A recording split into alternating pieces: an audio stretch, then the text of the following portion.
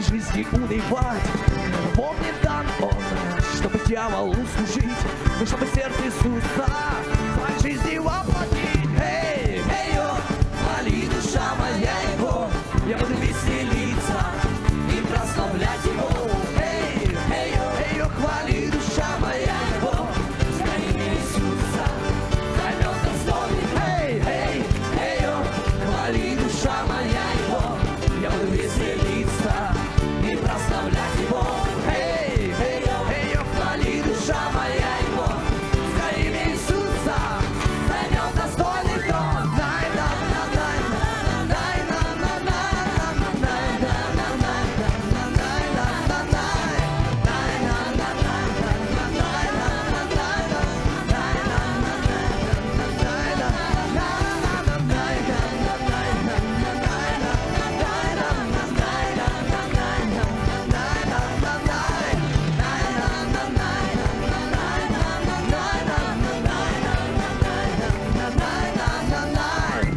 Не сломят боли, не сломят страх меня, и никакие контроли не одолеют меня. Ведь я же с Иисусом, однажды Он спас меня, и в этой песне поется, как я люблю тебя. Эй, эй, йо, хвали, душа моя Его, я буду веселиться и прославлять Его. Эй, эй, йо, хвали, душа моя Его, за имя Иисуса займет достойный. Эй, йо, хвали, душа моя Его, я буду веселиться и прославлять Его. Эй, йо, хвали, душа моя Его, за имя Иисуса займет достойный трон.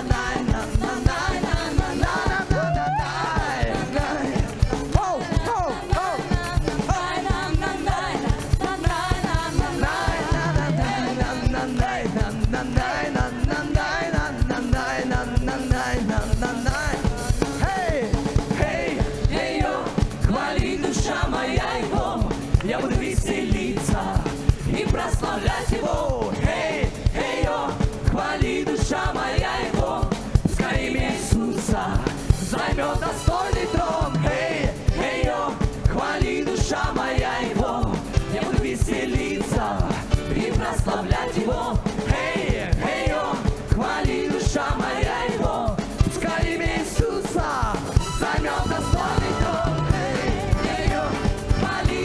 Моя Его, я буду веселиться и прославлять Его. Эй, эй, йо, хвали, душа моя Его, за имя Иисуса займет достойный трон. Эй, йо, хвали, душа моя Его, я буду веселиться и прославлять Его. Эй, йо, хвали, душа моя Его, за имя Иисуса займет достойный трон. Не буду плакать, не буду горевать, и не позволю духу моей жизни унывать. Того мне дан он, чтобы дьяволу служить, чтобы сердце Иисуса в моей жизни воплотить. Не буду плакать, не буду горевать, и не позволю духу моей жизни унывать. Того мне дан он, чтобы дьяволу служить, чтобы сердце Иисуса в моей жизни воплотить.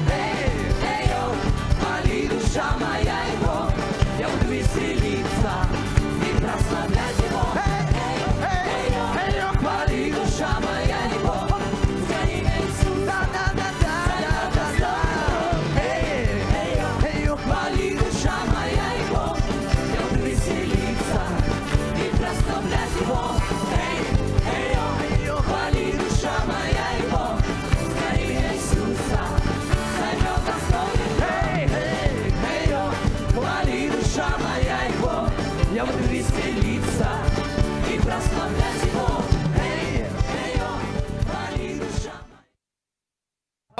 na всей церкви, православные, католические, всякие церкви, протестантские, излей Твой дождь и Твой Дух на нас. Во имя Иисуса Христа, посети нашу землю, Господи. Посети нашу землю, Господи. И посети Твоей славою, посети Твоим густым присутствием, посети, Господь, Твоим пробуждением. Пробуди нас Твоим Духом. Мы просим Тебя об этом, Господь, во имя Иисуса Христа. Будем поклоняться Господу, споем одну песню, а потом будем слушать Слово. Давайте просто откроем наше сердце. Пусть Дух Божий изльется. Я говорю, пусть Дух Божий изльется. Пусть Его Дух изливается. Не только на нас сегодня, но на всю Украину сегодня, церковь.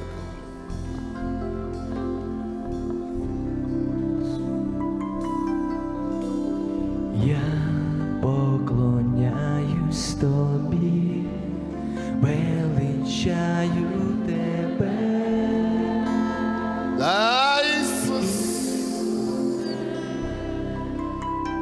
Ісус. Я віддаю всі жалі і турботи Тобі. Ісус. Ісус. Я поклоняюсь Тобі, величаю Тебе. Ісус. Ісусе, я віддаю всі жалі і турботи Тобі. Боже, Боже. Ісусе, я поклоняюсь Тобі, я поклоняюсь Тобі, величаю Тебе. Ісусе, Боже, ми поклоняємося. віддаю всі жалі Ми віддаємо всі жили і турботи Тобі.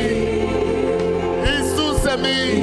Ісусе, я вибираю Тебе, я вибираю Тебе.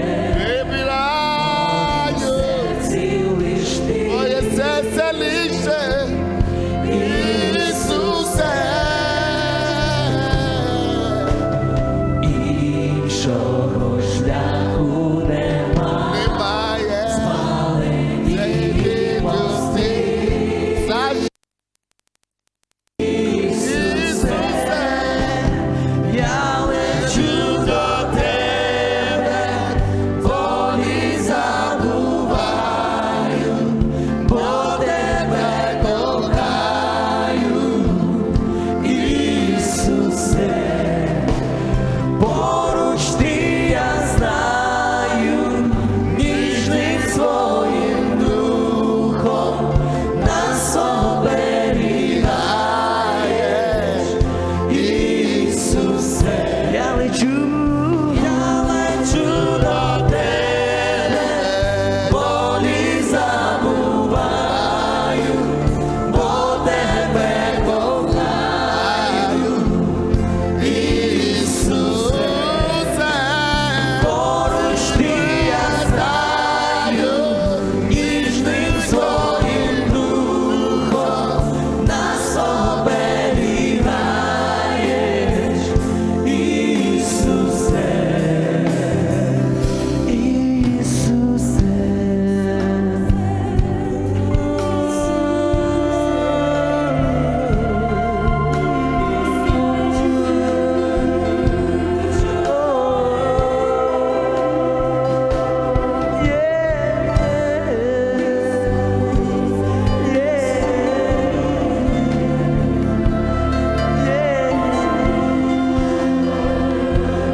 Спасибо Тебе, Господи. Ми Тебе обожаємо, ми Тебе любимо. я поклоняюсь Тобі,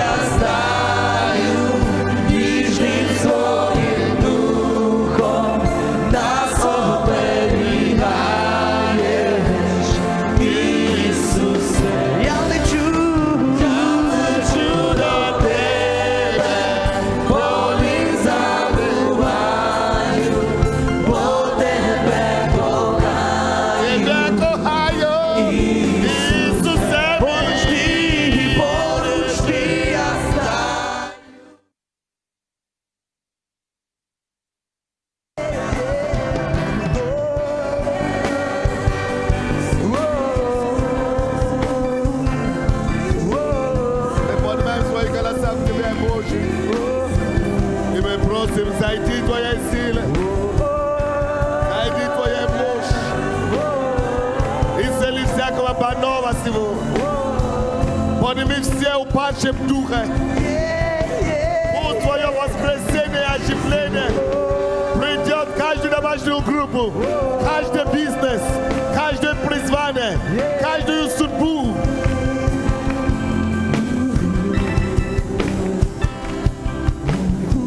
Во имя Иисуса Христа. Давайте воздадим Богу великую славу. Будем просто благодарить. Кликните Богу, глазом радости церкви.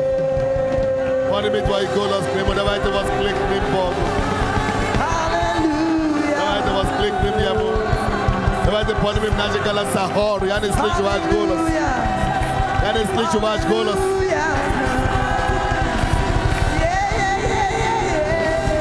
Аллилуйя. Сзади, я не слышу твой голос. Поступи, Господа, сегодня. Превознеси Его. Поклонайся Ему сегодня. Поблагодари Его за жизнь. И за все, что мы имеем. Благодари Его, благодари Его. Он чудный без подобия. Я говорю аллилуйя, я говорю аллилуйя, церковь. Я говорю аллилуйя. Аллилуйя. Аллилуйя. Я говорю аллилуйя, церковь. Макарабакосе. Аллилуйя. Слава, слава, слава. Слава тебе, Боже. Слава тебе, Господь. Слава тебе, Боже. Аллилуйя. Благодарите Его. Благодарите Его, церковь. Аллилуйя. Аллилуйя. Аллилуйя. Аллилуйя. Аллилуйя.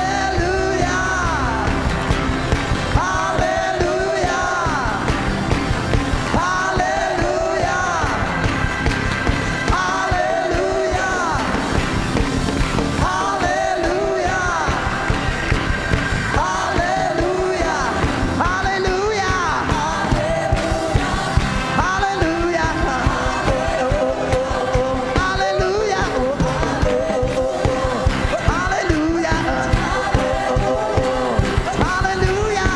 No estás televidendo.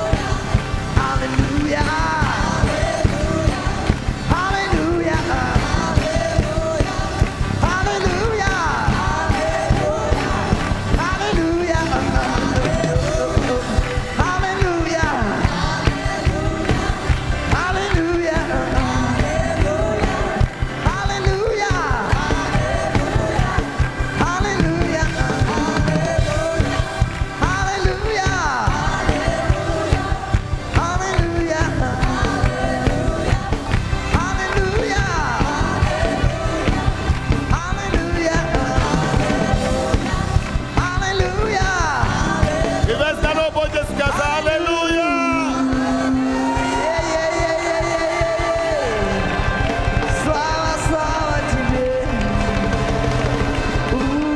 Amém. Aplimit vatri shalom ka voste se vê aí para prevenção aí global Jesus a Cristo. Lubika votare Adam Savoia.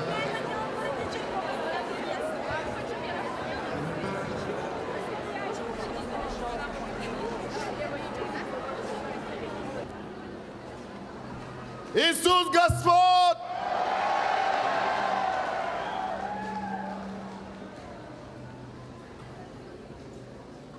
Спасибо, прославление. Я говорю, мы заскучили за Денисом, правда? Давно мы его не видели в центральной церкви. Очень хорошо.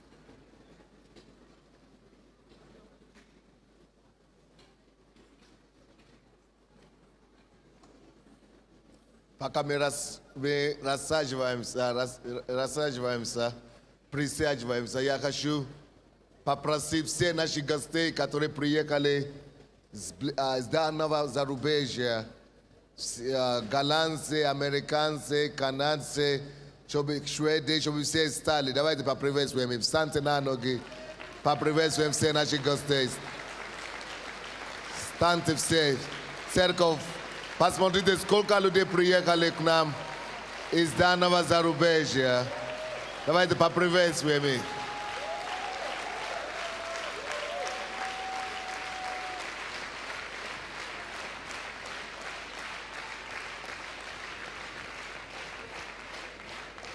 Я чувствую, что скоро и уже очень скоро в этой конференции будет половина своих и половина приезжих иностранцев. И если мы не будем осторожны, то могут нас обогнать даже. Так что церковь, давайте мы будем, то есть, бодрствовать, чтобы наш венец никто не отобрал. Мы рады за все люди, которые приехали и они жаждут за Богом и приехали в эту лидерскую школу. Завтра я хочу делать что-то оригинальное.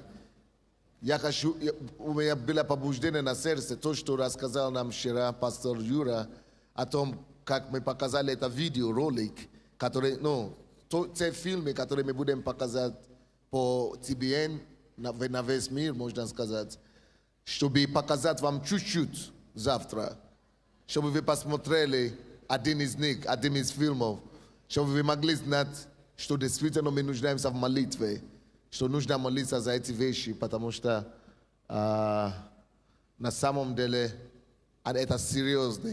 Поэтому завтра, кто придет вовремя, потому что мы должны это делать вовремя, где-то 6:30, 7 часов мы уже покажем, чтобы мы могли, или 7:15, может быть, и чтобы мы могли успеть тоже к слову идти. Те, которые только что приехали сегодня, мы приветствуем вас, конечно, и рады вас видеть, рады вас приветствовать. Однако я хочу сказать, что то, что вы приехали сегодня, конечно, хорошо, но на самом деле вы уже много получили, много чего пропустили, извините. Поэтому, если кто говорит по-русски, это нам прежде всего повезло с вами. Тогда вы сможете заказать эти все кассеты, которые уже были. С утра сегодня мы начали учение, а для нашей церкви мы еще пятницу начали. И очень многие ценности, многие тайны, которые Господь открывает нам, открывает нам, которые нужно просто знать каждому, не только пасторам, но особенно тем людям, которые хотят строить серьезную организацию и которые хотят оставить отпечатки себя в истории и в настоящем, в их поколении. Хочу поблагодарить и поприветствовать всех наших миссионеров, которые приехали из ближнего и дальнего зарубежья. Не только наших миссионеров, но за все вообще, которые приехали. То, что вы приехали по вере, Господь воздаст вам, потому что это семья ваша. Вы посеяли послушание, вы посеяли вере. И написано, что когда мы сеем вере, мы пожнем надежды, мы пожнем настоящий урожай, когда мы приедем домой. На этой неделе я начал вчера говорить в церкви о завладении земли. Я хочу говорить вообще на всю эту неделю о том, как каждому из нас завладеть или овладеть или завоевать ту землю, которая у него есть от Господа. У каждого из нас есть четко, конкретно земля от Господа. И нужно нам эту землю просто завладеть. Но для этого нам надо изучать историю, как земля была завоевана израильским народом. Потому что их пример для нас, чтобы мы могли подражать. Ik ne primer surtout što proizašlo s neme. Vu evangele, ame vu već kom zavete, eta dla tavo što me paverili i znali što eta proizaidio s nami. Jeste ani smagli zavojevat ik ni zemlja bitovanje, to mi došli pa smo kakve tajne, što pa moglo eti zemlji zavojevat i avladet. I što bi izušati eti tajne i primjenjati eti tajne, eti все секрети в своей жизни, и, конечно же, и мы тоже получим те же самые результаты. Откройте, пожалуйста, Иисус Навин, 18 глава. Иисус Навин, 18 глава, с 1 по 10 стихи.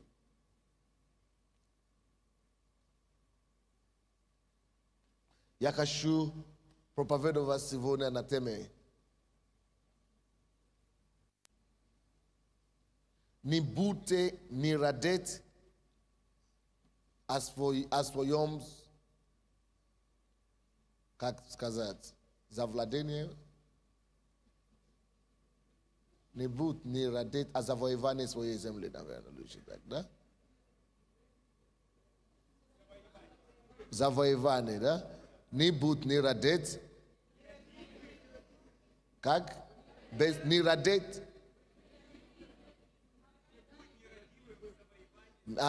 Не будь нерадивым в завоевании своей земли. Не будь нерадивым в завоевании своей земли. Своей земли. Господи, в имя Иисуса, я прошу, чтобы облако славы покрыло Твоего раба сегодня. Как этот цилиндр невидимый, цилиндр славы, поток, который идет с неба, поглощает и покрывает и отражает Твоей сути. Так я прошу сегодня, чтобы мы видели Твоими глазами, чтобы слава Твоя пронзила нас, и чтобы мы начали понять то, что Ты понимаешь. Господь, помоги нам это понять. Дух Святой, соверши это дело сам. Проговори нам, учи, обучай нас. Во имя Иисуса Христа. Аминь. Сегодня днем были семинары, завтра тоже будут семинары. Если это днем 2 часа, если у вас не было сегодня, вы пропустили серьезные вещи, завтра придите. 1 стиха по 10 стихи, глава Иисуса Навина 18.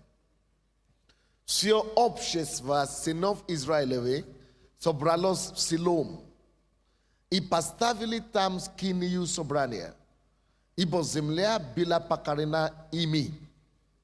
Скажите, земля была покорена ими. Земля была покорена ими. Боже мой, как это есть мое желание. Как это сильно лежит в моем сердце. Чтобы это было и стало свидетельством нашего времени. Что в нашем поколении, когда жил кто-то и кто-то, так как было написано в Библии, во время Еноха, во время жизни Авраама, во время жизни Иакова, Моисея, были какие-то вещи совершены. Во время жизни Иисуса Навина, земля была завоевана ими. Или как там написано? Покорена ими. Боже мой, покорена. И это, братья и сестры, послушайте меня, это есть то свидетельство, которое Бог хочет, чтобы мы пришли к Нему, когда наш путь здесь закончится на земле. Он хочет, чтобы каждый из его избранных детей мог, закончив свой путь здесь на земле, вернуться и прийти к Богу Отцу и сказать с этим свидетельством: Господь, как апостол Павел сказал, что я непрестанно трудился в Азии, и написано, вся Азия услышала Евангелие. Или как там написано? Во всей Азии было проповедано Евангелие. Чтобы мы с этим же свидетельством вернулись, чтобы когда я закончу мой поприще здесь на земле, я мог сказать: вся земля, которую ты дал под моим moje, как это, ответственности. Всю землю, которую ты поручил меня завладеть, завоевать, это уже было завоевано тобою. Мною. Братья и сестры, слушайте сюда. Если ты призван в бизнес, твоя цель там не просто, чтобы ты заработал деньги, даже если это приличные деньги. Заработать деньги это мелкие. Это мелко сравнение с той целью, по которой Господь тебя поставил туда. Эта цель есть здесь, в этом первом стихе. Это бизнес, допустим, бизнес ткани. Если Бог тебе сказал, это твоя судьба, это твоя земля, я тебя призвал к этому. Бизнес ткани на Украине, вот как Немиров, или Немиров, да, называется? Нет, я делаю бокс, я смотрю бокс, постоянно какая-то реклама там. Немиров завоевал украинский рынок водки. Таким же образом, это сатанинский план. Сатана тоже имеет своя программа. Вы понимаете, о чем я говорю? Чтобы, да, за Немиров во всем мире, это абсолютно демонические копии Божьей цели для человечества. Есть, конечно, мы Немиров очевидно, потому что мы верующие, мы не хотим распространить Немиров по всему миру. Мы хотим распространить славу, благое по всему миру. Таким же образом, чтобы мы могли сказать, вот Господь, ты меня призвал заниматься нефтью, допустим, или тканью, или медициной. Ты мне дал вот этот удел, это мой удел. Ты мне дал эти территории, эти страны. Я зарабатывал деньги с этого, я имел много денег. Но это хорошо. И мир это назовет успех. Но ты знаешь, что Бог назовет успех? Если тебе удалось принести Его царство, Его принципы справедливости, чистоты, честность, порядочность, благородность, процветание, здоровье. Тебе удалось ли принести царство? Что такое царство? Это одним словом правление Бога. Характер Бога. Тебе удалось ли принести правление Бога в этот удел? Удалось ли тебе принести присутствие Бога живого? Чтобы все поняли, что да, мы встретились и вернулись опять к Творцу. Это потрясающее свидетельство здесь. И земля была покорена ими. Там, где вы находитесь, там, откуда ты приехал, или там, где ты живешь в Киеве, то служение, которое Господь тебе дал, тот город, на который Господь тебя поставил, можешь ли мы с вами сказать сегодня, что в моем городе я покоряю город? Не просто я нахожусь в городе, у нас 500,000 человек в городе, или 250 человек в городе, и мы тоже 50 человек, мы тоже имеем, у нас тоже есть церковь там, нас зарегистрировали. Конечно, зарегистрировали. Можно зарегистрировать что угодно. Но не в этом вопрос, дорогой. Вопрос в том, влияешь ли ты. И не важно, сколько у тебя есть. Вас может быть 50 человек и иметь такое влияние, которое 500 тысяч не имеет. Влияешь ли ты? Наполняешь ли ты землю славой Господа? Праведные люди покорили землю. Это только первый стих. До 10-го. Давайте теперь еще раз начнем. Я настолько горю, что нельзя это делать. То, что я сейчас делаю, оружие проповедники знают, что нельзя так делать. Я еще не считал до 10 стиха, я уже начал проповедовать. Мне надо было считать до 10-го, дать вам представление обо всем. Но я настолько уже горю, что сам нарушаю иногда правила. Но ничего, зато я ввел вас в вкус дела.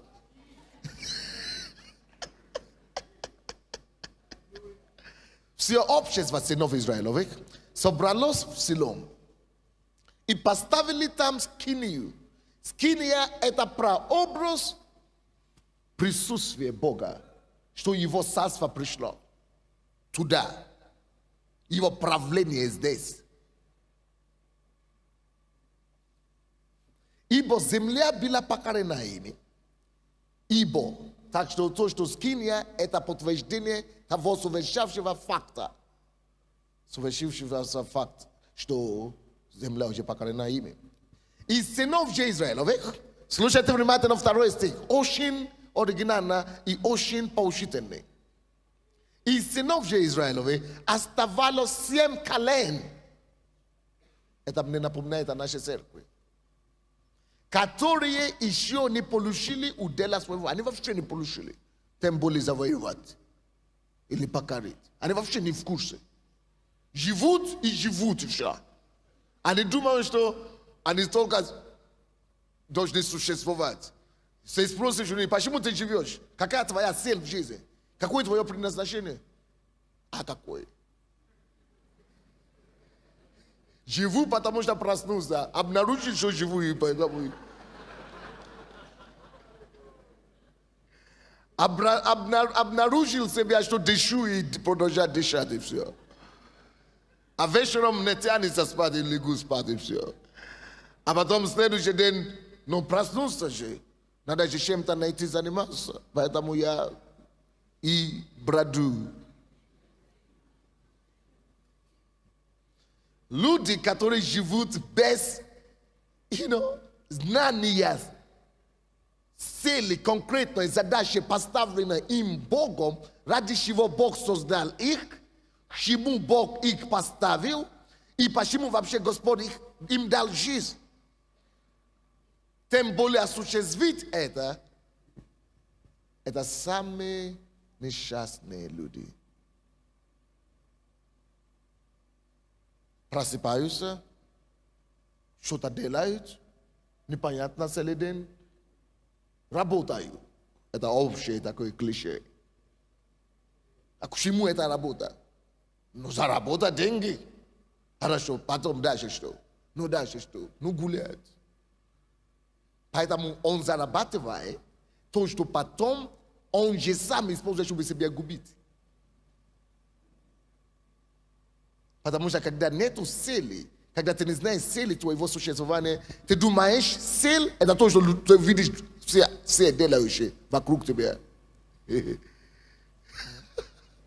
Услышал, что люди удеют, начинают бежать в спортзал. Хорошо, а потом что? Ну, буду блудить, чтобы на меня обратили внимание. Хорошо, блудил. И потом что? Постарел или постарела, 70 лет. Уже не пригодно блудить. А теперь что будет? А что, не знаю, умру, наверное. А потом умрешь, что будет потом? Суд будет потом. Бог спросит тебя, а я тебя создал для какой-то задачи на земле, а ты пробродил всю жизнь. Ты даже не осознал, ты даже не попытался у меня выяснить,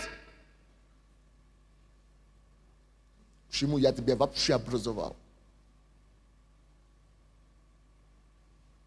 Поэтому Библия дана нам, чтобы нам понять жизнь.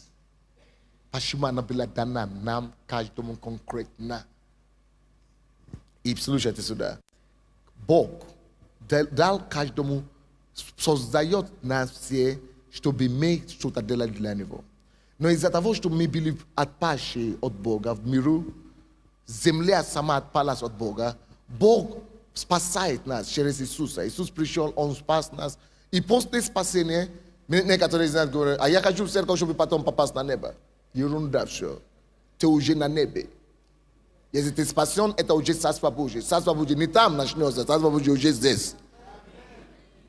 Ты уже в Царстве Божьем. Не думай, что ты завтра попадешь туда. Это ерунда все.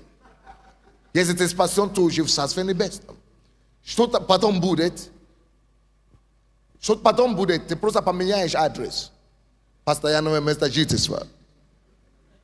То есть твое тело, когда оно устареет, a stani sa prahom, i tvoj duh preabritot boli sovršeno je tela na nebe. I te bude žit večno, libo vadu, libo v raju. Vadu, v zavisimosti od того, если ты не послушался Богу. А если послушался Ему, ты будешь жить в раю. Если ты жил для Него здесь на земле. Если ты жил для того, чтобы исполнить Его цели для тебя. Вы начинаете понимать, почему я не могу успокоиться об Украине или о весь мир. Вы начинаете понимать, почему я буду кричать везде, буду фанатом, буду кем угодно. Я не могу жить своей жизнью, потому что у меня своей жизни нет. Некоторые из нас хотят жить своей жизнью, а я хочу жить своей жизнью. А у меня уже своей жизни нет, потому что моя жизнь уже грехом уничтожена была. И Христос пришел и вернул мне эту жизнь. И свою жизнь поручил мне, чтобы я жил и явил Его жизнь уже на земле. Поэтому моя задача явить Его жизнь, но Он знает, что весь мир большой. Поэтому Он дает каждому человеку конкретные территории, конкретный удел, который называется земля обетования. Твоя земля обетованная, как у Израиля была земля обетованная. Вы понимаете меня, да? И это о чем речь идет, что Израиль завоевала свою землю обетования. Вы слушаете, наверное, члены этой церкви особенно. Вы в курсе, что все, что я говорю, вы уже это знаете. Но я сознательно повторяю. Потому что это не учение, это не тему, я даю вам очередное. И это не учение. Я не знаю, как вам скажу в данности. Все это неделю я буду об этом говорить. Потому что это самая главная концепция Библии. Это вся концепция Библии. Я проповедовал утром об этом. Мы были выведены из Египта, из мира, из беззакония, из путей ада, чтобы вести нас. Он говорит, я вывел вас из Египта, чтобы что? Вести землю, которую я клялся сам вашим. Я вывел вас откуда-то из беззакония, откуда он вас спас. Он вывел вас только целью. Если бы у него не было бы сил дать вам землю, которую вы должны принести его славу туда, он бы вас вообще не трогал в миру. Он вывел, чтобы ввести в предназначение. Это значит, есть определенные сферы жизни, которые ждет меня или тебя, и тебя, каждого из вас. Есть определенные сферы жизни. Есть определенные географии, есть определенные города, деревни или где, я не знаю, или определенные сферы общественной жизни, образования, или медицины, или бизнес, или политику, где ты будешь спасителем там.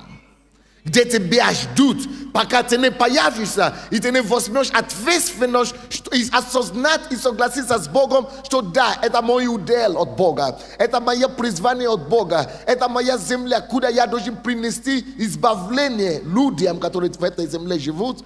Эти люди будут умирать, эти люди будут идти в ад, и их кровь будет на твою голову. Я создан для чего-то. Я создан быть избавителем на какой-то земле. Я создан быть спасителем на какой-то земле, для какой-то земли. Некоторые имеют более обширное призвание, чтобы влиять на весь мир, но не все мы имеем призвание, чтобы влиять на весь мир. Кто-то на город всего лишь, кто-то на село, кто-то на улицу, кто-то на один дом, кто-то на одну семью. Но каждый имеет свое призвание и свою землю. И это есть цель, почему ты создан.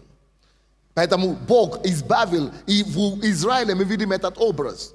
Бог избавил их из рабства египетского, как пример нам. Что видите, вы тоже были в рабстве у сатаны. Я вас тоже избавляю, как я их избавил из Египта. Это прообраз спасения. Вы получили спасение теперь, а потом я ввел их 40 лет, чтобы им завладеть землей. Это была определенная земля. Тут также у каждого из нас есть определенная земля. И тебе не надо 40 лет. Им надо было 40 дней, а не 40 лет. И поэтому Бог дал свою историю. Почему это задержалось у них? Почему у них не получилось? Из-за неверия, из-за сомнения, и все остальные причины. И чтобы мы не попадали в эту ловушку, чтобы мы могли завладеть нашу землю. дальше. И говорит дальше. Конечно, я промежуточный этап. Когда ты учишься, когда ты занимаешься, когда ты готовишься. И церковь, между прочим, не есть сама цель Бога. Это всего лишь этап подготовки. Церковь место, где мы подготавливаемся, где мы рожаемся, чтобы мы могли туда идти в мир и принести улыбку миру, и принести избавление людям, землю и так далее. Но здесь написано, в то время, когда другие наполняют землю и завоевали земли, что были другие, в 2 стихе, и сынов же Израиловых оставалось 7 колен, которые еще не получили удела своего. Они не получили, потому что они не хотели. И полно таких людей сегодня у нас в церкви. Мы говорим, мы верующие, я уже все, мы довольны, мы даже не знаем, что у нас есть что-то, что нужно получить. Мы живем как все и умираем как все. Слушай, ты можешь в это не верить, но однажды ты все равно пристанешь у Бога перед Ним, и Он спросит у тебя, что ты сделал с этой жизнью, которую я тебе поручил и дал. Ты имел возможность выяснить. А ты говоришь, нет, я жил как все. Молодец, привет. Поэтому, как и все, ты пойдешь в ад, куда все идут. Я только что приехал из Германии. Это абсолютно абсурдное положение. Немцы теперь просят меня, немцы, у которых реформация произошла, они подарили весь мир евангельскую веру, как мы сейчас имеем. Но все теперь спят. Мне пришлось серьезно поговорить с ними. Они плакали, рыдали, потому что уже потеряли то, что отцы имели. Потому что все живут так. Лишь бы жить. Заработать. Кушать, семья. Хорошо работать. Они как трудоголики. Работают. И надо работать. Но для какой цели? Неизвестно. Я только в пятницу приехал оттуда. И они теперь просят, идите, помогите нам. Пришлите нам даже украинцев, мне говорят, которые из вашей церкви, чтобы они начинали здесь церковь. И мы уже 3 там церкви открыли.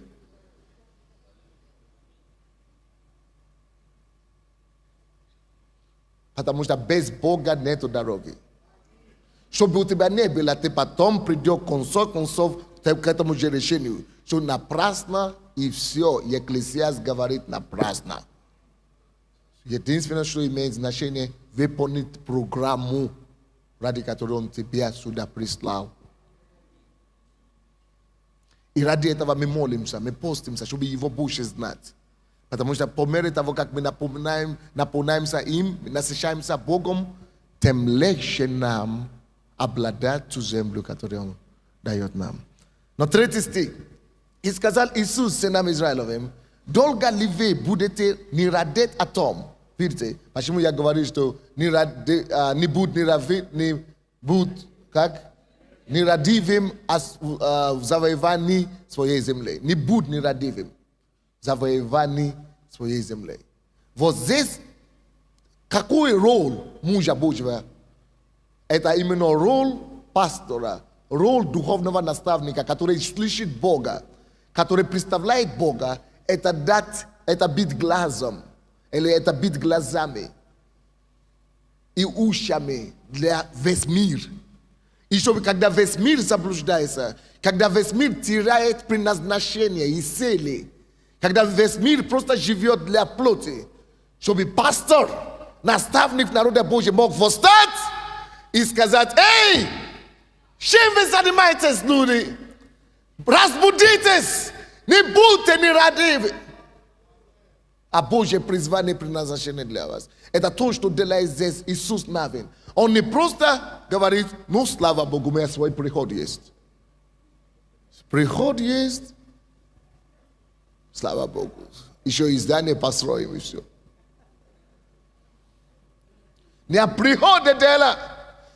Каждый наставник, лидер, если вы лидер, домашней группы, служения или чего-нибудь, у вас есть ответственность от Бога. Даже если вы лидер бизнеса, вы призваны принести туда влияние Царства Божьего. Это ваша обязанность наставлять ваших работников, или кто под вами, или кто, или ваших коллег. Открывать им глаза, чтобы они поняли.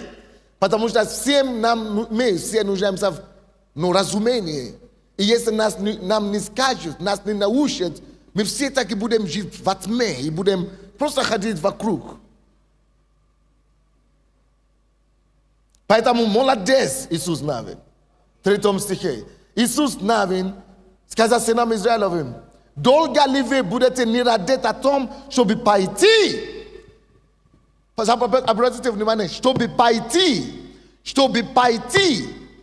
Бог хочет, чтобы мы пошли и действовали, чтобы мы пошли и работали. Но ради чего? И пойти и взять в наследие землю. Кто-то из вас призван, чтобы Божью славу принести, допустим, казином, в ночным клубам. А вы говорите: а я верующий, не пью, не курю, не могу туда идти.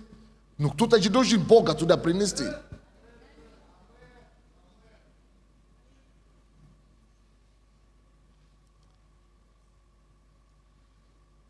Он говорит: не будьте не радеть, чтобы пойти и взять в наследие землю, которую дал вам Господь Бог Отцов ваших. Дайте от себя по 3 человека из колена, я пошлю их, и они, вставшие, пройдут по земле. Он начинает готовить их. Это важно для нас, лидеров. Он говорит: хорошо, у вас нет такой, он начал обучать их, учить их, то, что мы делаем на этой неделе, возбуждать их. Он говорит: хорошо, дайте мне людей, а я буду обучать, буду показывать, как это делать. Представители, которые поймут, как это делается, и помогут другим это делать. Они, вставшие, пройдут по земле и опишут ее. Как надобно разделить им на удели, и придут ко мне. Он говорит: придите, я научу их. Видите, без подготовки никто не может быть успешным в этом мире вообще. Он говорит: вот земля есть, которую вы должны завладеть. И что им надо было делать? Он говорит: я пошлю их, и они, вставшие, пройдут по земле. Допустим, если я призван Богом, я знаю, что Бог меня призывает завоевать рынок нефти. Нефти, или любой, или политику. Сначала, чего надо начинать, это обследовать эту землю. Это пройти по этой земле. Без подготовки ты должен изучать, кто твои противники, какое положение в этой территории, что там творится, что там делается, что мне надо знать, чтобы быть успешным там, что они знают и чего им не хватает, чем я могу выиграть, чем они живут. Допустим, вы хотите спасать проституток. Вы должны знать эту проблему, вы должны изучать эту ситуацию. И это о чем и говорится здесь. И поэтому люди ходят в церковь, и поэтому мы идем в институты и университеты. Мы не поступаем в университеты, потому что все должны получить образование. Ерунда. Мы поступаем в университет только потому, что мы уже знаем до того наше призвание, то, к чему я призван в жизнь, и я иду в университет только для того, чтобы больше знать о моей земле, чтобы обследовать эту землю через образование, и чтобы копаться и обследовать эту землю полностью, и чтобы я мог с эффективностью обладать ту землю, которая образование только способствующее должно быть, подготовить меня тому, что я уже знаю, что это есть мое призвание, чтобы я мог теперь идти и больше, и с более эффективностью, меньше боли, меньше сложностей, мог обладать полностью, быть главою, а не хвостом. Потому что если я не буду подготовлен, если я не буду знающим человеком, мудрым человеком, то Бог меня хочет поставить главой там. Но другой человек будет главой, кто больше меня знает. Поэтому мне надо быть подготовленным, чтобы полностью знать от А до Я, изнутри наружу, этого вопроса. И когда я уже все знаю, не только в институте нужно учиться, нужно учиться на практике, надо пройти по земле, надо разговаривать с людьми, надо читать книги, надо изучать жизнь людей, надо понять, это дух, то, что мы изучали в этой церкви 2 года тому назад, это дух совета должен работать у нас. Дух совета, когда мы изучаем, мы обследуем именно по предназначению тому, к чему я призван. Если я, допустим, призван трудиться на Украине, я не знал это раньше, но слава Богу, Бог помог, я получил спасение. И я приехал сюда, учился в атеистическом университете. Атеисты меня учили, коммунисты учили, и все хорошо. Я стал отличником у коммунистов. Но все это потом, вы знаете, на что оно работает сейчас? На мне сейчас работает, на мое призвание, на мою судьбу. А если бы я выучил язык, и теперь они хотели, чтобы я язык использовал, чтобы я коммунизм распространял. А я язык использую по назначению, который Бог. Вы знаете, почему образование? Что такое образование? Что это дает? Я пошлю их, и они вставшие, некоторые из нас просто верующие, думаем, я буду молиться, и помазание придет, и все. Но не будьте такими наивными. Заниматься еще и надо. Трудиться. Пройду по земле и опишут ее. Видите, опишут ее. Как надобно. Как надобно. Это значит учеба, исследование, наука. Как надобно разделить им на удели и придут ко мне. Пусть разделят ее на 7 уделов. Иуда пусть остается пределе своем на юге. А дом Иосифов пусть остается в пределе своем на севере.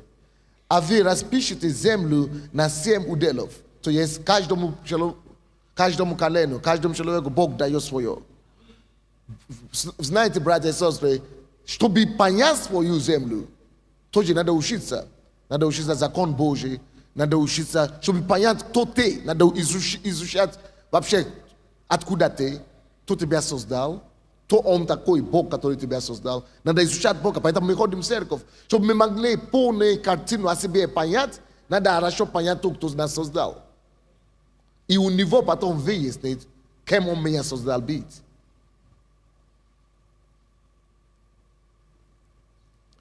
А левитам нет счастья между вами, ибо священство Господне есть удел их. Левиты – это прообраз всех мы с вами. Это прообраз проповедника и так далее. Но тут это как мы все. Наша участь есть Господь. Наш удел есть Господь. Что это значит? Мой удел, моя жизнь есть Бог. Моя сама жизнь есть Христос. Потому что Он умер за меня. Он дал мне эту жизнь. И я живу, следовательно, чтобы явить Его свет и Его славу, знание о Нем распространить по всей земле. 8 стих. Эти люди встали и пошли. Иисус же, подошедшим описывать землю, дал такое приказание. Пойдите, обойдите землю, опишите ее. Видите? Пойдите. Потому что очень много людей в нашей церкви, которые знают, что они призваны к чему-то. Кто-то знает, что я знал, что я буду бизнесменом. Кто-то говорит, я знал, что я буду политиком. И при этом он ничего не делает. Работает на заводе. А что ты ждешь? Как это будет? А я молюсь, а я знаю, что в свое время все равно Бог сделает. Если Бог сказал, что я буду, все равно я буду. Ну, детский сад какой-то. Чтобы я похуже не сказал. Ну, детский сад. Вот послушание, то, что говорят нам. Пойдите. Начни двигаться, начни шевелиться, начни делать что-нибудь. Если ты знаешь, что ты будешь политиком, хоть уборщиком, но иди как-то найди свой путь в той сфере. С этими людьми начинать общаться, разговаривать, изучать все то, что происходит. Стратегию свою начинай вырабатывать. Хотя это еще не твое время, но начни подготовить себя внутри. Пойдите, обойдите землю. Обойдите. Что значит слово обойти? Это значит, знайте все, что можно только обойти. То есть, знать не только переднюю часть, знай боковую часть, знай заднюю часть, знай другой бок. Обойти обозначает знать изнутри и снаружи все, что только можно знать.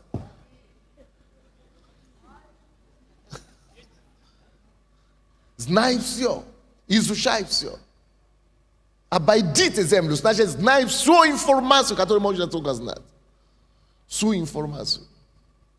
Поэтому я был отличником и по ленински, марксистски, como и философия. Я был отличником, только по атеизму я получил 4. Потому что мне и там Божье не надо было. Потому что я не атеист. Это испортило мою репутацию. Обойдите землю, опишите ее и возвратитесь ко мне. Видите, опишите ее. Вы должны описывать стратегии, тактики, как вы видите то, что Бог говорит вам. Это то, что делал Даниил и стал главой в чужой стране, в Вавилоне. Он изучал о Боге все, что только можно знать. И он изучал о законе той земли, все, что тоже можно было знать. И а все в Вавилоне, они знали только то, что им дали в университете. Но Даниил знал все, что дают в университете. И знал все, что Бог говорит в Слове Божьем. И Божья мудрость, и земная мудрость сделала его главой. Что он был 20 раз более мудрый, чем все остальные люди в стране. Поэтому важно заниматься тем, к чему я призван. Если ты будешь авторитетом в своем деле, все будут тебе нуждаться. И не важно, кто они такие. Они все будут запрашивать тебе, они все будут искать тебе. Все будут в тебе нуждаться. Но быть авторитетом и все знать, и не идти завладеть, это тоже глупо. Когда ты уже все знаешь, ты уже прошел все подготовки, начни что-нибудь делать, направление того, чтобы с Божьей помощью идти завладеть ту землю, которую тебе Бог призывает. Эти люди, 9 стих, они прошли по земле и описали ее. Видите, что такое послушание?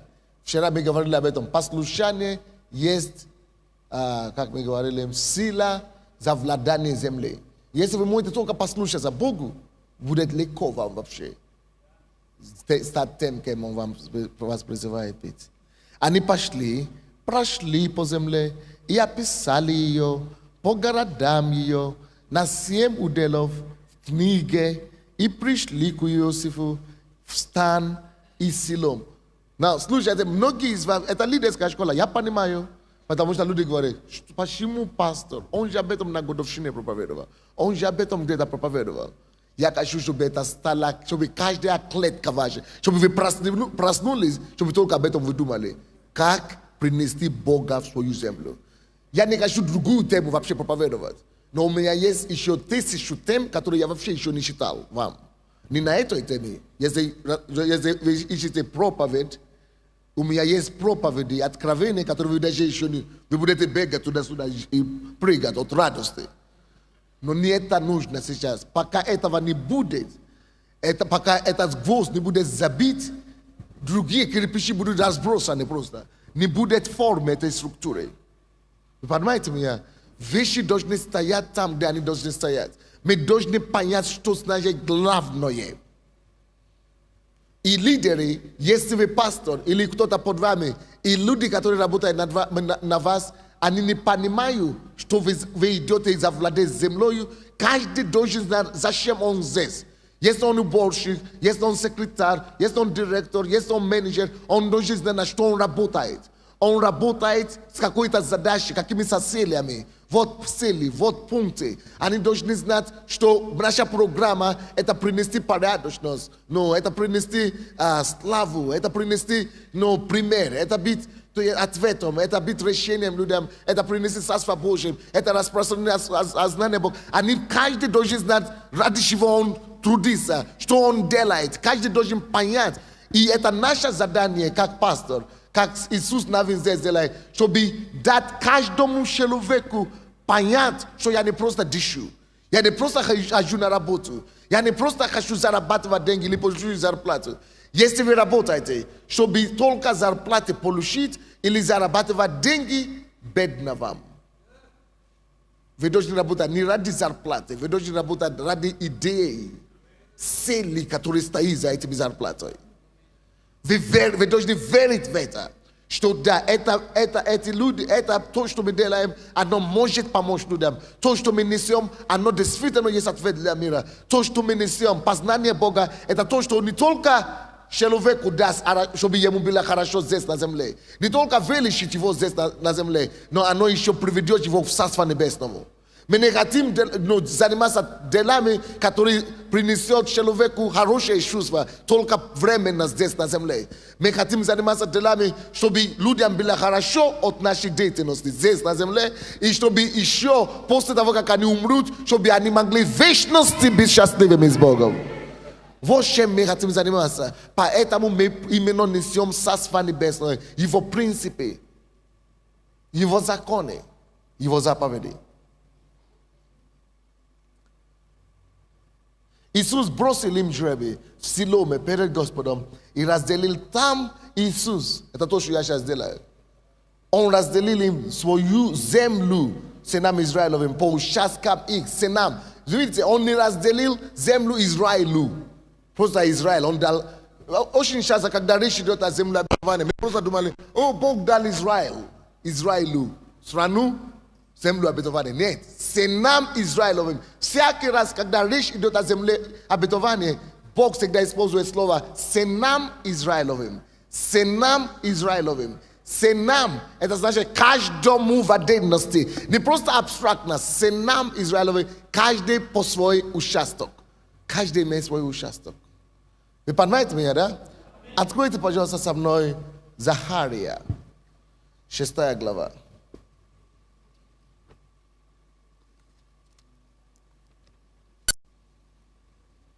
Захария, 6 глава.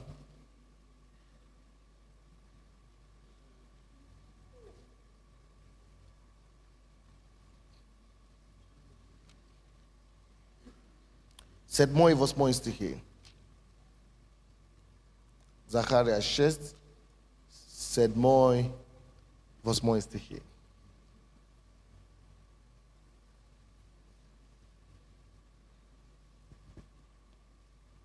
И сильные вышли и стремились идти. Я надеюсь, что с этой конференции на этой неделе, с этого семинара выйдут сильные. Я говорю, я надеюсь, что сильные выйдут на этой неделе. Я надеюсь, что ты станешь сильным не только в глаза людей, но и в глаза самого Бога. Я говорю, я надеюсь, что ты станешь сильным не только в глаза людей, но и в глаза самого Бога. Потому что мир слишком полнит, мир наполнен лживостью, обманом. И мы только сплошной занимаемся самообманами в этом мире. Мир наполнен фальшами, друзья. И те, которые мы думаем, что они сильные, внешне, по телевизору выступают, или с должности занимают, на самом деле, тихаре своей комнате, они сами слабые людей.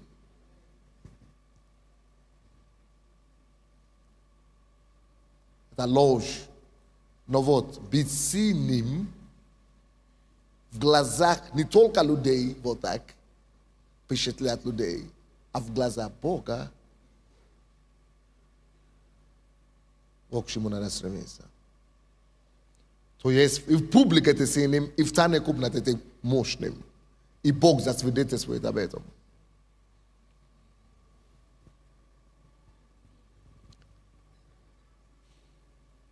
И сильные вышли, и стремились идти, чтобы пройти землю.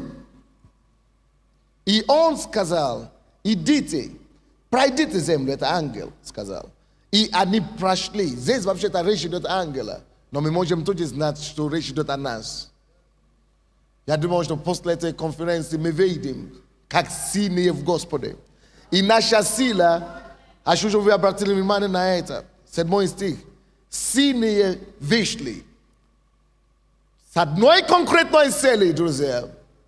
Земля. Пройти землю. Пройти землю. Если Бог хочет делать нас сильными на этой неделе, если Господь наряжает нас своим словом и укрепляет нас, вы думаете, для чего? Чтобы я больше всех знал, чтобы я мог сказать, я больше всех вас знаю. И чтобы просто пройти и цитировать слово Писания, или чтобы просто ходить, и нет разницы между тобой и другими людьми? Нет. Бог делает нас сильными через Его слово, через прославление, через Его присутствие, чтобы этой силой мы могли пройти, идти, и этой силой, которой мы набирались, этой силой, которой мы назначены, чтобы мы могли идти и покорить, и обойти землю, которую Бог призывает нас. Сила не для самого себя, но для покорения земли. Духовная сила не просто для себя, но для того, чтобы земля была чтобы слава Бога. Почему мы говорим о присутствии Бога? Поймите, что случилось в Эдемском саду. Когда человек упал в грех, слава, присутствие Бога ушла. И что люди обнаружили? Адама и Ева обнаружили, что они что? Нагими, голыми. Вот это и есть слава Бога. Сейчас весь мир находится в этом состоянии наготы, как Адам и Ева. Но когда присутствие Божье приходит, люди познают Иисуса, они приобретают смысл жизни. Нагота покрывается также славой Божьей, которые и покрывали их до того раньше. Они и не одели одежды раньше, они были и голыми раньше, но они не видели наготу. Они были покрыты этой славой Божьей. И теперь эта слава внутри нас, сынов Божьих, живет. Он говорит, все творение жаждет откровения сынов Божьих, чтобы им прийти в свободу и славу сынов Божьих. Это слава Бога, которая покинула их, и они стали нагими. Бог принес Его Духом, Иисусом Христом внутри нас. Это слава, по которой искушается весь мир. Это слава, по которой томится весь мир. И все творения и мучается, и теснит, или как там, стенает и мучается. Весь мир и вся земля где-то мучается, стенает война, стенает экономическая коррупция, стенается в политической безобразности, весь мир стенает каким образом. Но все, почему они стенают и почему они мучаются, это внутри нас уже верующие. Это слава Божья, которая покинула Эдемский сад и обнаружила наготу людей, уже возвращено нам Иисусом Христом. Но весь мир это не знает. Поэтому Бог говорит, вот эта слава уже внутри тебя. Иди теперь, принеси эту славу и присутствие Божье, которое мы называем Царство Божье,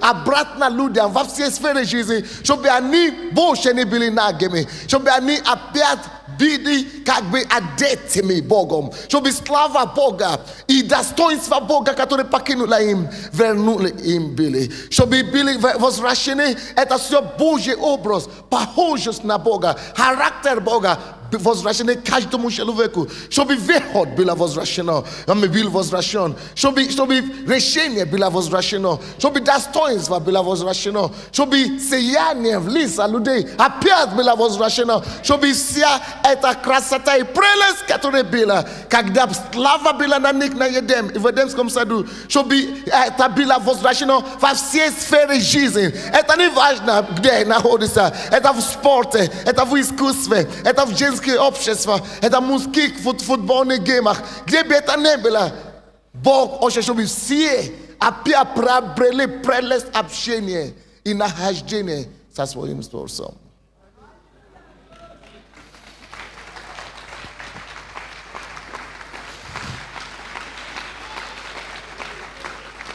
Поэтому церковь и богослужение не для самого себя.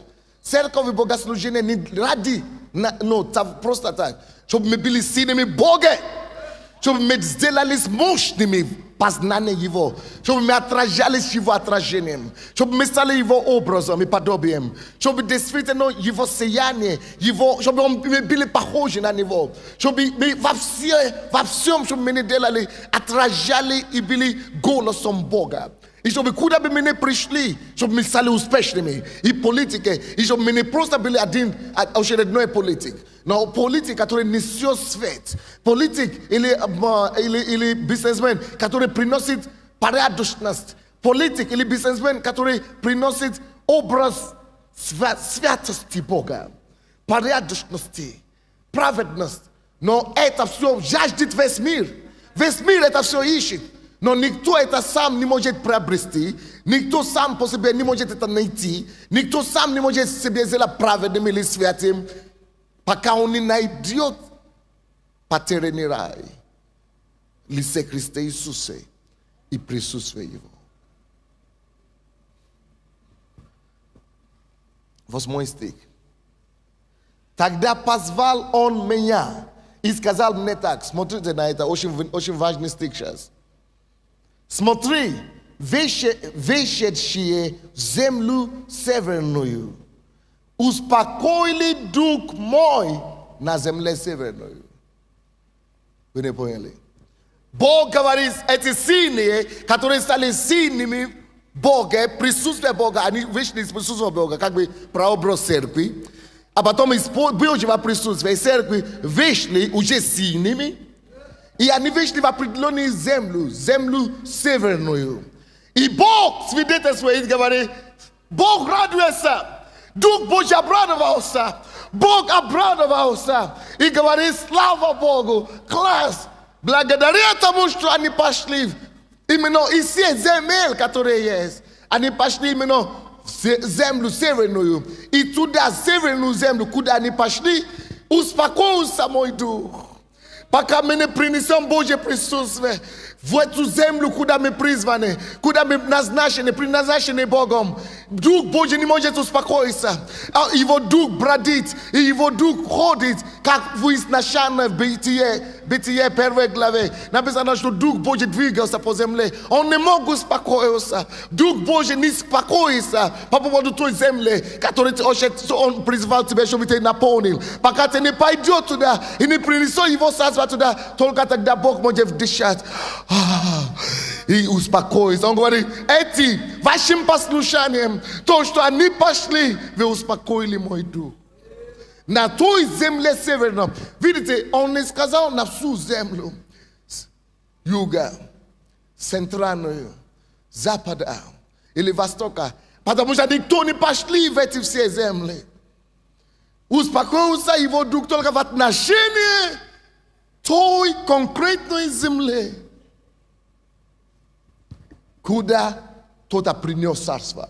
Пока царство Божие не придет в мир искусства, Дух Божий бродит и возмущается, и кричит, и бутуется внутри.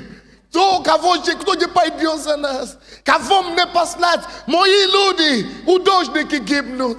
Они запиваются, они пропадают. Мой дух возмущен. А в земле полно моими людьми, которые уже имеют ответ, которые я уже поставил, в которые я уже влил мой дух, мое присутствие, мое царство. А я зову, чтобы кто-то от тебя пошел в эту землю художников и успокоил мой дух. Но мой дух не находит покой, потому что никто не идет. Соль Украины. Посмотрите, что там происходит в солях Украины. Поедете в Америку, что там происходит в Голливуд. Я еду туда через неделю, между прочим. Они все плачут. Самые 20% самоубийства в мире. Подумайте, где? Калифорния, Голливуд. Самый большой уровень самоубийства в мире. Среди тех, которые мы думаем успешными. Нет, это не успешные. Никто не может быть успешным, если Дух Божий не успокоится, когда Дух Святой придет на него, и он познает царство и Божий мир, и присутствие не придет. Едьте на запад. Депрессия полнейшая. Недавно была статистика такая. Я только что считал неделю назад. Ну, на самолете, пока я летел с Германии в пятницу. Они делают исследования во всех странах мира. И выявились в этом году, что самый счастливый народ живет где? Нигерия, молод. Муж пастора Софии, иди сюда. Вячеслав Владимирович, он грамотный. Ну, молодец, он знает. Откуда вы знаете? Человек в курсе. Вы знаете, есть новости, есть газеты, есть радио. Поэтому нужно выбрать то, что нужно слушать. Не просто все подряд, а выбрать то, что необходимо слушать. И действительно, было сказано о том, что нигерийский народ – это самые счастливые люди. По статистике. А я вам скажу теперь почему. Спасибо, пастор. Почему? Хороший вопрос. Потому что наш народ был самый несчастливый раньше. Потому что мы поклонялись и разным богам, идолам. Но в 70-е годы, когда я ходил в школу, Нигерия – это 9-я самая богатая нефтяная держава мира. Нефть в Нигерии, допустим, сколько бюджет Украины? 6 миллиардов? 7? 6 чем-то. 4 миллиарда. 7,5. 7,5 бюджет Украины, да? Миллиардов долларов. А Нигерия, африканская страна, 30. Много раз больше денег там, потому что нефть, как Россия. Вот, но не это делает их счастливым. Если вы поедете в Нигерию сегодня, вы подумаете, что это хаос. Нищета страшная, потому что были у нас диктатура, военные и так далее. И это загнало народ к тому, чтобы искать Бога. Потому что когда я шел в школу и ходил в школу, нас платили даже, ты ходишь в школу, тебе покупают форму государства, деньги было много, тебе покупают форму, кормят тебя в школу, кушать. Не родители, а государство. То есть деньги были. Как в Саудовской Аравии, Кувейт, вот Нигерия входит в эту ассоциацию ОПЕК. Но когда военные пришли, все деньги в свои карманы. И народ стал нищим физически. И вы знаете, к чему это привело? Это привело к тому, деньги еще есть там, но только некоторые. Это привело к тому, что народ начал искать Бога. Нас пробуждение, пришло. На сегодняшний день Нигерия, которая была 70% ислам, мусульманов, всего лишь 30 лет тому назад, когда пробуждение началось в 80-е годы, за 20 лет Нигерия стала христианской почти страной. И даже президент у нас ходит в такую же церковь, говорит на языке. Президент страны, каждый день он сам ведет молитву в президентском палаце.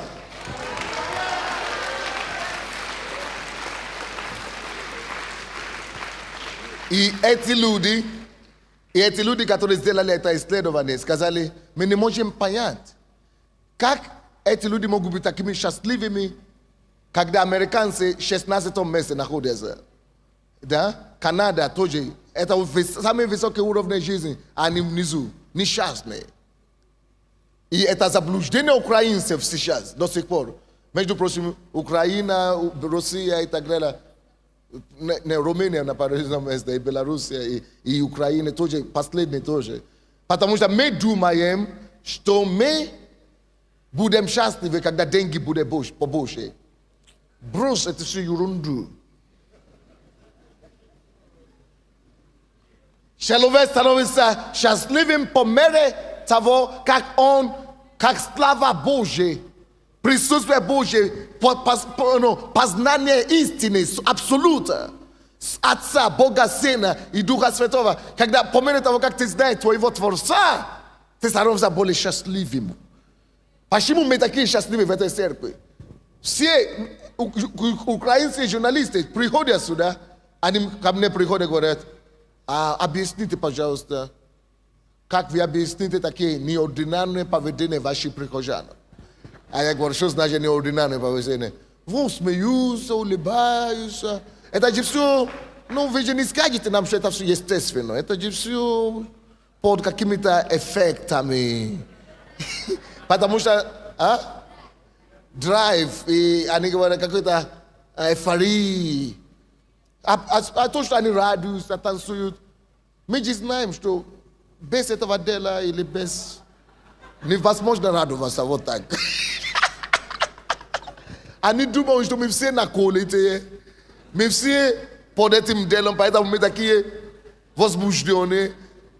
Потому что они не могут понять, это не логично. Они мне так и говорят. Они говорят, но вы же знаете, какая у нас экономическое состояние в стране. Даже в Верховном Совете такой радости нет. Там наоборот еще хуже.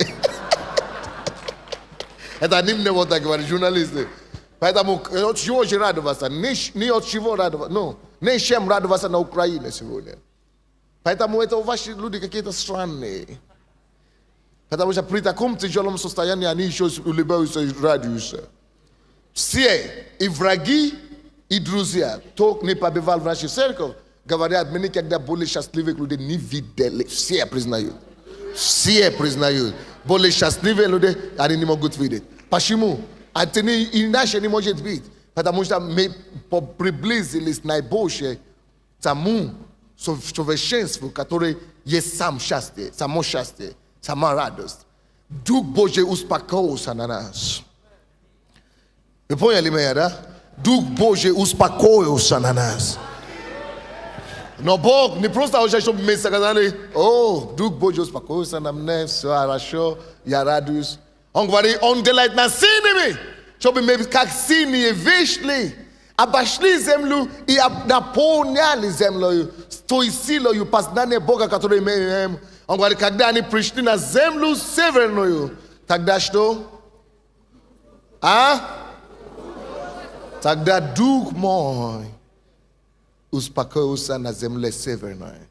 Алло, дорогой, пока ты не принесешь Бога в землю российскую, или тебе в землю какую твою землю, Дух Божий не успокоится. Бог возмущается. Дух Божий плачет за этого народа. И говорит, поможете ли вы мне успокоить мой дух? Церковь, поможем ли мы успокоим его дух? Я закончу сейчас, но откройте еще одно местописание.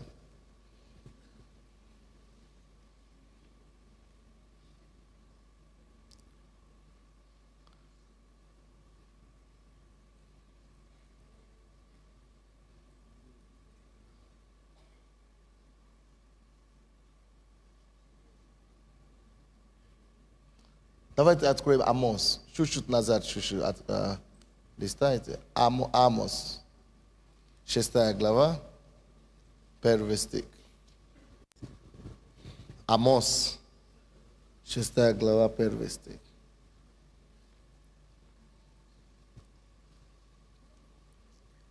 Это к нам, верующим. Это мы должны, это от нас зависит. Успокоится ли Дух Божий? Или наоборот, возмущается дальше. Амос 6:1. Давайте мы все прочтем это. 1, 2, 3. Горе беспечным.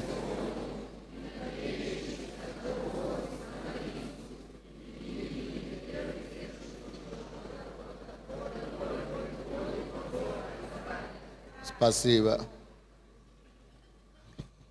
Горе беспечным на Сионе.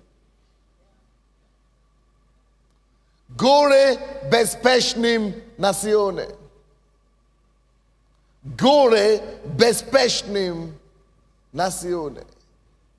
Почему? Потому что Сион это место силы. Почему? Потому что Сион это место зарождения спасителей. Почему? Потому что каждый, который находится на Сионе, Сион это церковь, значит. Каждый, который находится в твоей церкви, в твоей группе, предназначен быть спасителем для кого-то. Миру там, избавителем для какой земли. И представляете, Бог нам дал мантию спасителя. Alright?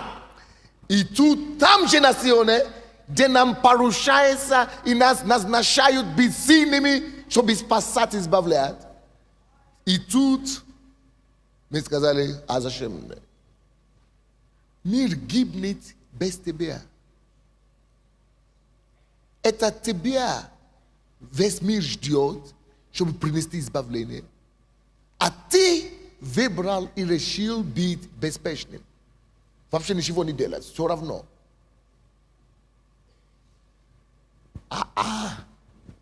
Люди гибнут, окей? Иисус Христос умер, чтобы люди не гибнули.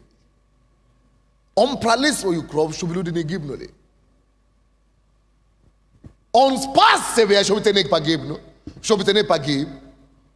А потом поручил тебе, что тот свет, который я тебе показал, покажи другому. А ты сказал, а мне уже показали же. А зачем? Я же уже все. Я же уже спасен. Зачем мне? Тогда это будет несправедливо для Бога. Оставить это просто так. Поэтому Бог говорит, нет, если я умер за тебя, чтобы ты жил, и яви мою славу другим. А потом ты сказал, а я уже спасен, зачем? И ты успокоился и стал беспечным, тогда горе такому человеку. Серьезный суд. Серьезнейший. Alright. Какое же решение на это все? Давайте пойдем в ту землю, которую Он поручает нам. Как пастор, наш поступок должен быть как Иисус навен. Чтобы вооружать наших людей, сделать их сильными и высвобождать их на ту землю, куда каждый должен идти завладеть. Горе безпечным национе. Сион это место, он говорит, что и национе будет спасение, и Сиона ведут спасителей. То есть Сион это должно быть как выпускник, как выпускающий учебное заведение, который выпускает сначала на Сионе приходит спасение, а потом Сиона выходит что? Спасителей. И мы должны выпускать. Бог, Сион должен стать местом взращивания спасителей. Чтобы каждый из нас приходил со свидетельством. Каждый приходит и свидетельствует. О, как наркоманы спасаются, как алкоголики, как депутаты спасаются, как миллионеры спасаются, как все люди приобретают счастье. Потому что я нашел свою землю, я дружу с этими людьми, я люблю этих людей, я нашел этих людей, и через меня они приходят к истине. Это должно быть сплошной историей радости и счастья. А кто-то успокаивается в это время и стал беспечным. Конечно же, если Иисус умер за те и других, а потом это получили и сказали, мне уже не надо ничего. Конечно же, суд Божий, оно справедливо. Суд Божий, оно справедливо. Горе безпечным национе. И надеющийся на гору Самарийскую. А гору Самарийскую это как прообраз неверующего мира. Но это гора. Уже это есть гора, то есть мир. Уже все построено в миру. Так? Прообраз мирскую высоту. Верующие не должны надеяться на мир. Горе тому, кто делает человек свои опоры или плюс свои опоры. Почему мы становимся беспечными? Потому что мы говорим, мы полагаемся на вещи мира сего. А у меня уже все хорошо. Самарийскую гору. А у меня уже все есть, а у меня уже своя семья есть, а у меня уже зачем мне беспокоиться? Это становится нашей приложей, Самарийская гора. Он говорит, горе тем, которые надеются на это, которые именитые Самарийские горы, которые им приходит Дом Израиль. Дом Израиль не должен прийти или надеяться на Самарийскую гору. Наоборот, Самарийские горы должны прийти преклониться перед Богом Израиля.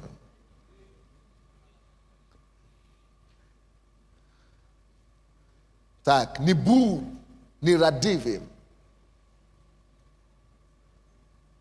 за владение ту землю, которую Бог вам дал. И это наше призвание помогать всем остальным другим людям видеть и понять, и завладеть, и менять наш мир к лучшему. Братья и сестры, Ukraina и Европа изменит ни законы, ни конституции. Я вам сказал мое свидетельство, что в Германии я встретился с людьми там, которые участвуют в Европарламенте. И когда они меня послушали 2 дня, по 2 раза в день, или я не помню, но 2 дня послушали меня, они подошли ко мне и говорили: слушайте, вы говорите, как будто вы имеете ответ на вопросы Европы. Вы знаете, что Европа объединяется, ЕС. Я говорю, а у меня есть ответ, потому что все ответы в Библии. Мы посидели, мы говорили сейчас, они задавали мне вопросы, после этого говорили, сказали, вам надо встретиться с Романом Пруди. Пруди, да? Это тот, который председатель Еврокомиссии. Они говорят, вам надо с ним встретиться, потому что то, что вы имеете, то, что вы рассказываете, Европарламент должен слушать. Потому что ответа не в законах, ответа нету нигде другом. И я говорю, давайте, договаривайтесь. Ну, давайте, я встречусь, и я им скажу, пока не преклонится Европа опять перед Всевышним Богом, легко не будет никому. И пока мы не вернемся в Библию, и не обнимем его, как наши отцы и предки, а мы, как непослушные дети, ожесточились, отвернулись от пути, такого пути, на который вывел нас наши предки. И мы думаем, а мы теперь уже современные. Ты что? Мы не умные наших предков. Все, что мы имеем еще в Европе сегодня, это благодаря тому, что они служили этому Богу. И если будет нам хорошо и благополучно, нам надо вернуться к Богу нашего отца, наших отцов. Это у вас история, у вас наследство. Я был язычником раньше, недавно, 200 лет назад, мои предки вообще не знали Бога. А ваши уже 1000 лет. Давайте вернемся к Богу наших отцов. Давайте преклоним голову, будем молиться.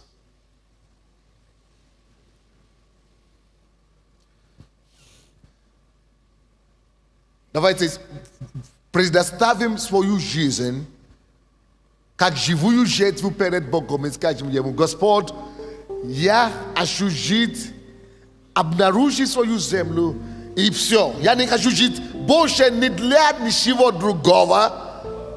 Хочу трудиться и жить и работать на то, чтобы мне войти в ту землю, которую ты меня предназначил. И чтобы туда принести Твое слово, Твое присутствие, Твою благодать и Твое царство. Давайте посвятим себе тем целям Бога, ради которой Он спас нас, ради которой Он привел нас в себе и ради которой мы живем. И давайте также помолимся за людей, которые вокруг нас, которые под нами, на которые мы влияем, чтобы мы могли помочь всем вокруг нас понять, что мир гибнет. И что мы не будем не радеть завоевание тех земель, которые Господь поручил нам.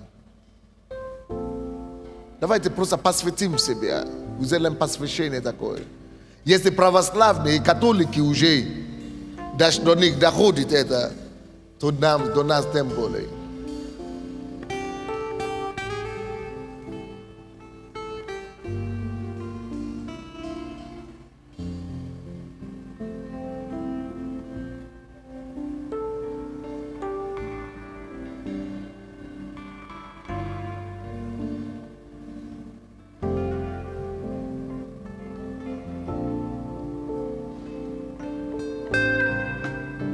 Давайте будем успокаивать его дух. Пойдем в ту землю и принесем его посадство, тогда дух его успокоится на этой земле, и та земля покроется его славой.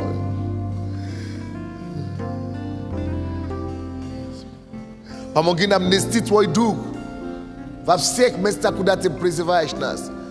А если кто-то из нас еще не подготовился, помоги нам, Господь, найти место, способ, как обойти ту землю со всех сторон, подготовиться хорошо, чтобы мы могли потом быть эффективными туда, куда Ты призываешь нас.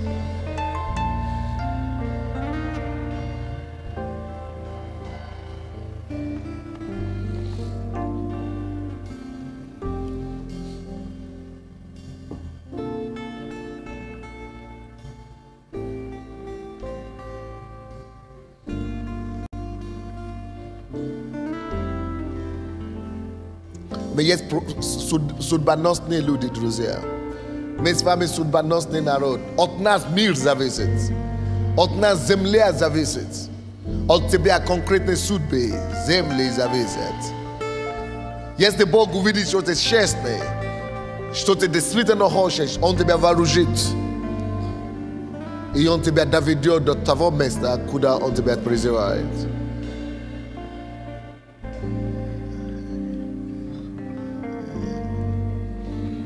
Спасибо тебе, Господь, во имя Иисуса Христа. И весь народ Божий сказал, возможно, кто-то здесь у нас сегодня первый раз, вы еще не покаялись, и вы еще не приняли Иисуса Господом и Спасителем. Не спешите, я хочу помолиться в конце еще за нас. Но давайте сначала подождем благоговения, чтобы все покаялись. Возьмите, пожалуйста, за руки.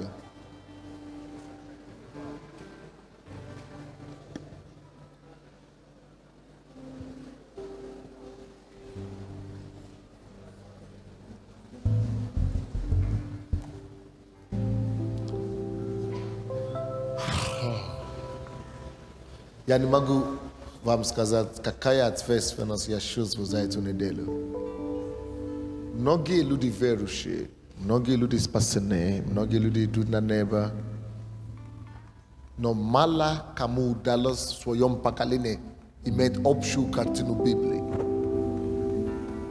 И то, к чему вообще мы должны заниматься, экстремистах, что чем мы должны заниматься. Каждый занимается, что приходит на голову. В голову. Если вы слышали меня утром сегодня, то вы знаете, что Бог вывел нас, чтобы вести. Вся причина, почему Бог освободил и вывел Израиля из Египта, была, чтобы дать им землю. В протяжении много земля обетования, в протяжении много тысячелетий христиане думали, что земля обетования это небо. Но это не небо. Потому что там на небе не будет гигантов, которые надо будет побить или победить. Там на небе не будет противников, которые будут жалоб в вашем плоти.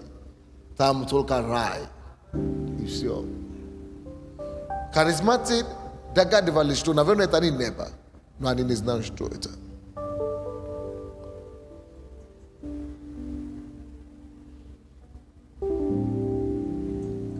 Нам Бог дал понять, что земля обетования это образ от моей истории, об истории каждого из нас. Каждый Богом призван. Задача от Бога, порушением Царства Божьего, которое мы приняли, присутствие Бога, которое мы приняли, принести в определенный участок земли, этим самым возвращая эту землю от руки Царства мира сего или Бога мира сего и зарезервировав это для Бога. Бог потерял землю, когда человек упал. Теперь руками человека Бог хочет себя вернул потерянную рай, потерянную землю. Почему каждый спасен, чтобы нести это присутствие и принести его в те сферы жизни, куда он призван. И чтобы обладать и наполнить эту землю, или это кусок, или это участок Богом. Не едете строить церковь, не едете просто строить бизнес. А едете предназначением и решительностью вашим бизнесом наполнить ту землю, где вы находитесь. Вашей церковью, Словом Божьим, Евангелием наполнить ту землю полностью, которую Господь призвал вас. Это величайшая ответственность. Я не пастор церкви пасторства Божьей на Украине. Я посланник от Бога, чтобы навязать Бога и Царство Божье и принести его познание всей земле Украины. И не только я, всем нам.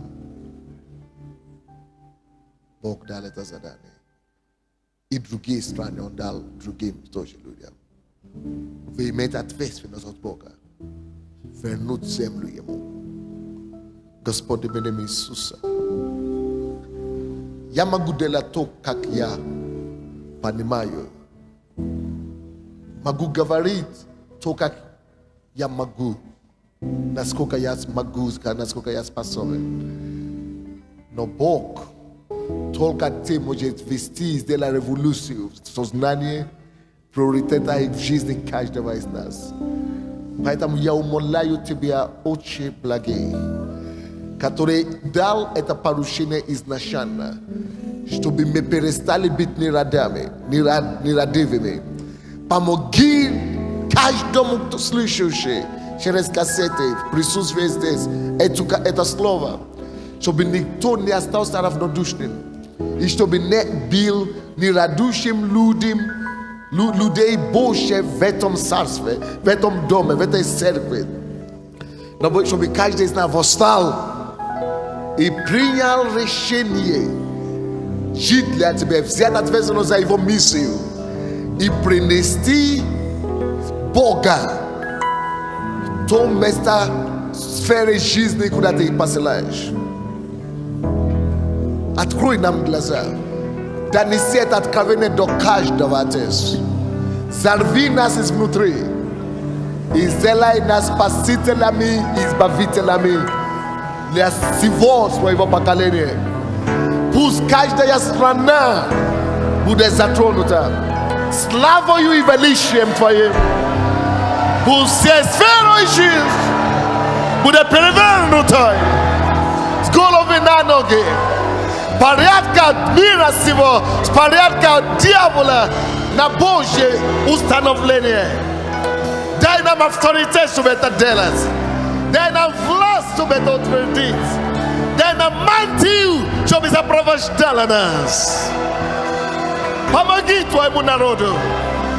Сделай нас сильными, которые идут от земли в землю, чтобы успокоила земля по причине славы Твоей, которую мы приносим.